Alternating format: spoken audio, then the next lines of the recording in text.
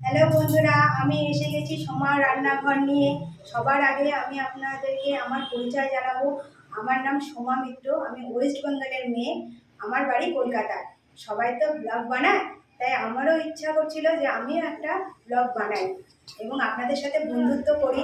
আমার কিছু মনের কথা আমি আপনাদের সাথে শেয়ার করি এবং আমি রান্না করতে ভীষণ ভালোবাসি, তাই রান্নার কিছু রেসিপি নিয়ে আমি আপনাদের সামনে আসবো, আপনাদেরকে দেখাবো। আপনাদের ভালো লাগলে পরে সেটা করে খাবেন এবং আমাকে জানাবেন এবং লাইক কমেন্ট এবং শেয়ার করে এবং আইকনটা বোতামটা টিপে আমার পাশে থাকবেন। বুঝতে তো পারছেন, প্রথম দিন একটু ভুল হয়ে যাচ্ছে, একটু নার্ভাস ফিল করছি। যাই হোক, সাথে থাকবেন। আমাকে বান্ধবী হিসাবে, বোন হিসাবে বা বড় দিদি হিসাবে আমাকে লাইক করবেন এবং আমাকে পাশে রাখবেন এবং আমাকে এগিয়ে যেতে সাহায্য করবেন। যদি কোনো ভুল ত্রুটি হয় তাহলে আমাকে ক্ষমা করবেন। কি থাকবেন তো আমার পাশে বন্ধু হয়ে? আশা করব আপনাদের সহযোগিতা চাই এবং আপনাদের পাশে বন্ধু হয়ে থাকতে চাই। Thank you. দেখো বন্ধুরা, সবার আগে আমি আমাদের ঠাকুর ঘর দেখাই। আমাদের গুরু মহারাজ, ঠাকুর মা সবাই এখানে পূজিত হন। আমরা রামকৃষ্ণ সম্প্রদায় দীক্ষিত, তাই সবার প্রথমে আমি ওনাদেরকে দেখালাম। তারপরে ঘরের মেম্বারদের মানে স্বামী সন্তান সবার সাথে পরিচয় করাবো। এখন এটা দেখালাম। আমি আপনাদের দেখাবো মাছের মাথা দিয়ে লাউ ঘন্ট। আমি একটা মিডিয়াম সাইজের লাউ কেটে নিয়েছি, এরকম কুচি করে কেটে নিয়েছি। এবারে আমি লাউ ঘন্টটা আপনাদের করে দেখাবো খুব কম তেল মশলা দিয়ে। আমি কড়াই বসিয়ে দিয়েছি, এর মধ্যে আমি 25 গ্রামের মতন তেল দিয়ে দিলাম।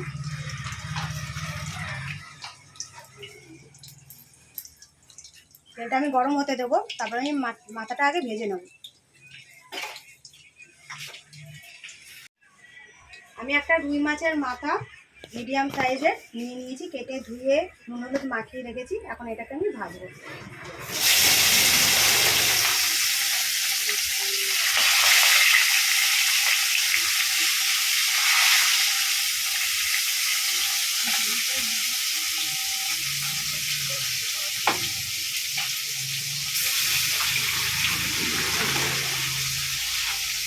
বেশি তেল মশলা দিয়ে তো সবাই রান্না করতে পারে, আমি তো কম তেল মশলা দিয়ে রান্না করি, আপনারাও করবেন।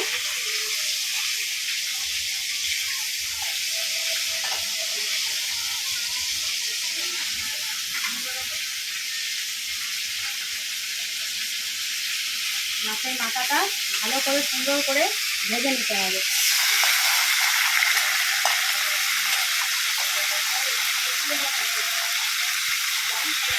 ভাজা হয়ে গেছে, দেখুন মাছের মাথাটা ভাজা হয়ে গেছে।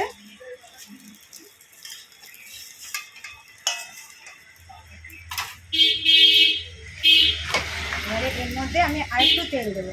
আমি রান্নাটা কিন্তু সম্পূর্ণ সাদা তেলে করছি। অল্প একটু তেল দিয়ে দিলাম। এর মধ্যে এবারে আমি ফোড়ন দেব। একটা শুকনো লঙ্কা, দুটো তেজপাতা আর একটু সাদা জিরে। আগে শুকনো লঙ্কাটা দিয়ে নেব।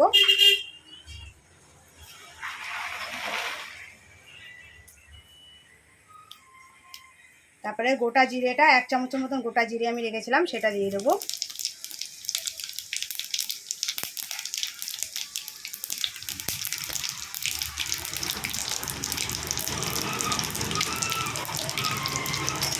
তেজপাতাটা দিয়ে দেবো। দিয়ে দেবো চেরা 6টা কাঁচা লঙ্কা।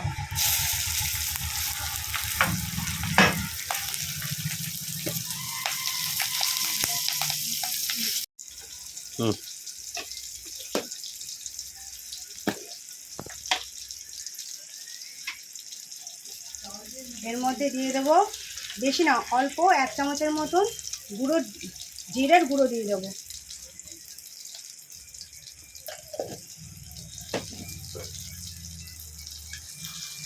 দিয়ে দেবো একটু নুন। আমি 2 চামচের মতন নুন দিচ্ছি, আপনারা আপনাদের স্বাদ অনুযায়ী দেবেন। দিয়ে দেবো 1/2 চামচের মতন হলুদ। সবই আমি একই সাথে দিলাম, দিয়ে একটু নাড়াবো, নাড়িয়ে আমি চালটা দিয়ে দেবো।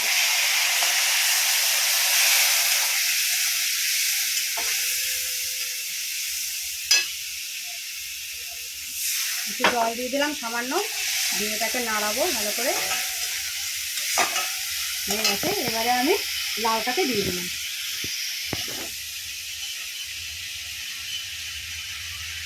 অল্প অল্প করে দেবো আর নাড়াবো।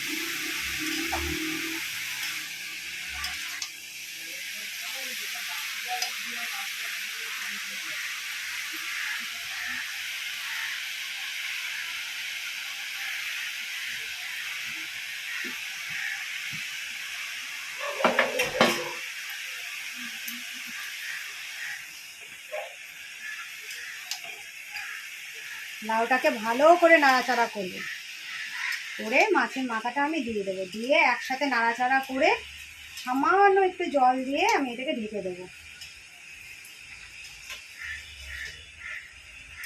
তারপরে এটাকে বারবার নাড়াচাড়া করবো।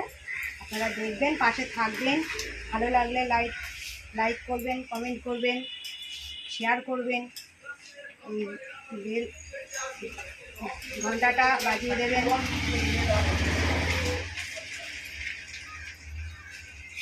মাছের মাথাটা দিয়ে দিলাম।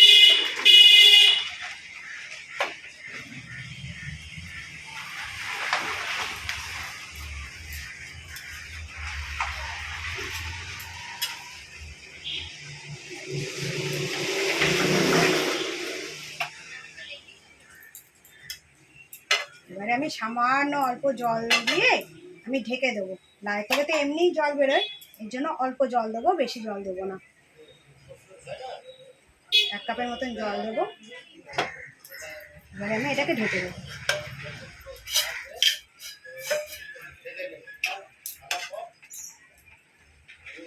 এটা আমি বারবার ঢাকনাটা তুলবো আর নাড়িয়ে আপনাদেরকে দেখাবো। এটা হওয়া অবধি আমরা অপেক্ষা করবো, একটু হবে। এখন আমি ঢাকাটা তুলবো।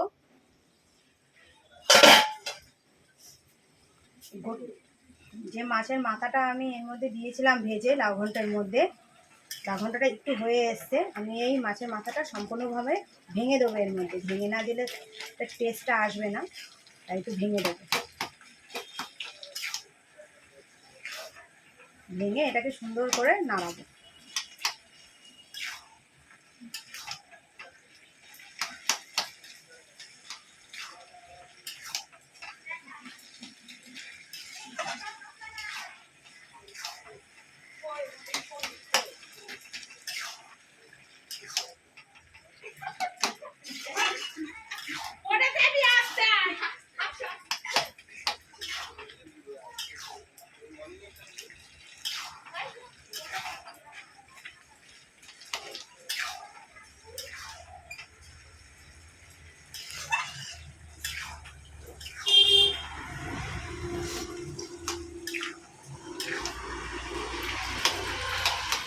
এটা আর একটু হবে, আমি আবার ঢেকে দেবো।